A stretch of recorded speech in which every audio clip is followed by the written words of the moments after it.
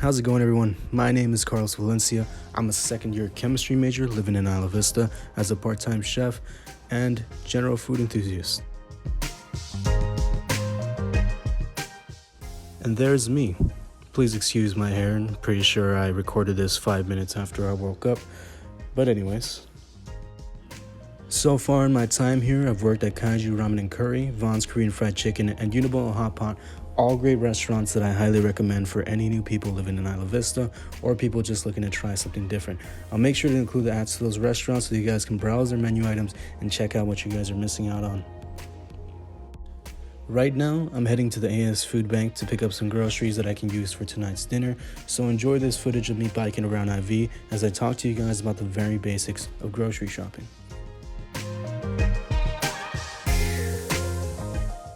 Basically, I was asked to create a simple guide for people who are new to grocery shopping on their own, as well as general tips and what to look out for when buying food. A lot of people get easily confused on what exactly to get each week and how to save money while doing it. Grocery shopping doesn't have to be stressful or a chore to do, so I'm here to help. If you're living in IV specifically, there are a few great places to get free food before even heading to the grocery store. My favorite places are the AS Food Bank, located between the UCSB and the MCC, as well as the Miramar Food Pantry, located in the center of Sierra Madre Villages. The AS Food Bank is open 10 a.m. to 2 p.m. Wednesdays and Fridays. There, all you need to do is register using a QR code and the rest is taken care of for you. The workers there will automatically put things into your bag, and you'll also have other options spread out on the tables to indicate what products they're giving out for the day. This usually includes a loaf of bread, some produce, some grains, rice, pasta, canned goods, and snacks as well. The Miramar Food Pantry is pretty much the same way in terms of operation and selection. They are open from 4:30 p.m. to 6 p.m. Tuesdays and Thursdays. There, again, you just need to register yourself and you're done. The food pantry usually lists what they have in a wooden board, and from there, all you need to do is tell them what items you want and they'll put them on the tray for you. Personally, I love these two locations because they're just a short bike ride away from Central IV, and all you need to do is bring a bag to carry free food, just for being a student at UCSB. Keep in mind that a portion of your tuition actually goes to funding these food banks, so make sure you get your money's worth, especially if it's free. Trust me, as a broke college student, nothing sounds better than free. Now, back to actually grocery shopping in an actual store. I should preface this by saying that I am in no way professional or have some type of certification to teach this. I just thought I'd share with you guys the way that I grocery shop so that you guys can have an idea of what to do. First off, before you even set foot inside a grocery store, you need to evaluate what your budget should be and how many people you're serving. If it's just for yourself, I would recommend a budget for every 2 to 4 weeks, depending on how much you eat. Typically, food will run you anywhere from $100 to $200 per month, depending where you shop, how efficiently you buy foods, and how much you consume. Also, for anyone with roommates, you might consider sharing a grocery budget and working together on buying foods for your whole apartment.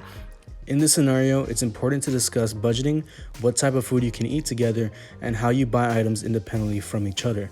If you're someone who gets bothered by sharing foods or snacks easily, maybe you shouldn't take this route, as a lot of problems can arise from sharing a budget. What is important, however, is allocating proper space in your refrigerator for everyone's items. In a household with less than 6 people, you shouldn't have to worry about losing too much space. However, if you're in a situation with 6 or more people sharing the same fridge, you can look into buying a personal mini fridge that can fit in your room and hold your more personal food items. Now, moving back, just because I say that you need to budget yourself for 2 to 4 weeks doesn't mean that you only go to the grocery store once. What I mean is have a set amount of money that you use to limit how much you spend on food. The way produce works is that there are certain products that you should eat within a week, and there are also products that can last well over a month, depending on what you buy and if you treat it optimally to how it should be stored. When you actually get to the grocery store, the first place you should look into is the meat section. If you're someone who's a vegetarian or vegan, you save big money as the meat section is going to be the most expensive in any grocery run. Meats are going to be what's rotated and bought weekly at the grocery store, depending on what kind of dish you're hoping to make and the quantity you want to buy. Know how much you can realistically eat in the span of 1 to 2 weeks and buy from there. But be aware that meats go from anywhere between $4 to $10 per pound, and if you don't store meats correctly in your fridge, then they can easily spoil. A quick fix for this is storing your meats in the freezer and only taking them out to reach room temperature the day that you plan to eat it. Also, I would implore you to seek out cuts of meat that are already prepared by the store.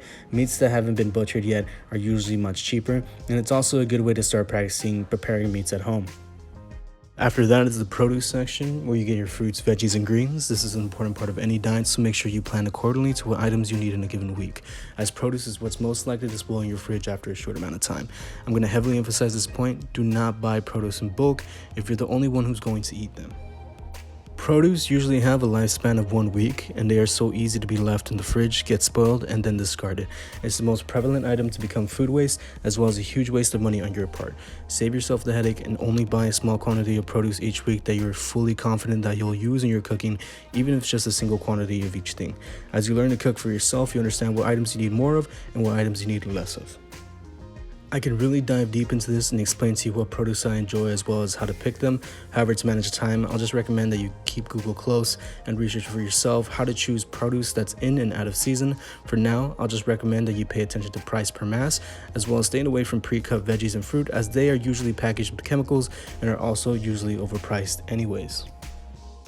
Moving on is the frozen aisle, and no, I do not mean ice cream and microwavable meals. I'm talking about frozen veggies and meats. Frozen items are already a great sell, as they usually provide good cuts of meats and veggies in bulk that will last you a good while in the fridge. These typically can last over 4 weeks, and depending on what item it is, can be beneficial to your grocery list. Now, I know I said don't buy foods in bulk, but what I really mean is fresh produce and meats that will spoil easily, as not everything is meant to be frozen, and lots of products are usually going to be ready to cook at all times. However, bulking items is a great idea if you want to save money and have a Costco membership. To my residents in Isla Vista, Costco can save you and your roommates a huge headache when it comes to buying groceries. There, you can buy huge bags of frozen chicken breasts, tons of bulk produce items, and best of all, most of their selection is organic.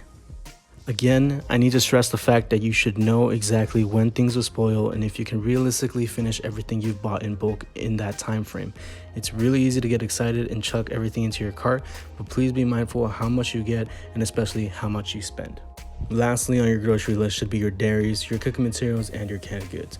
For dairy, you want to typically grab your milks and your cheeses according to what you need. For cooking materials, I mean your oils, your spices, seasonings, and sauces. I usually stick with olive oil and have a huge array of spices that I know I need for cooking. For this, I recommend just taking what you know you like and what's healthiest for you. In terms of seasoning, I would recommend lemon pepper, garlic powder, cayenne powder, Cajun powder, and chicken powder. These are all pretty versatile in the kitchen and can give you a good idea of how seasonings affect your dishes. For sauces, there are plenty of pre-made sauce bases out there that you can choose from. However, the best sauces are homemade. But if you're not looking for anything fancy, I would at least get some soy sauce and some kind of hot sauce for your kitchen. Lastly, your canned goods are going to be the items which you should put last on your list. These items are going to last you the longest, and they're especially good for making dishes from scratch. I usually pick up tomato cans and cream of mushrooms for my type of cooking, but again, you'll be able to gauge what you need depending on what you like. After that are your less essential items, which would be your chips, candies, cookies, snacks, and whatever else you want. I specifically put these at the end of my grocery shopping session so I don't go over budget or lose space in my budget for the more important and healthy items. And that's basically it. I know you're thinking about other items like bread, rice, and grains. Those are all items that usually get supplied from the food banks I mentioned earlier. I highly encourage you to use your resources, as there is absolutely nothing to lose when it comes to getting free food.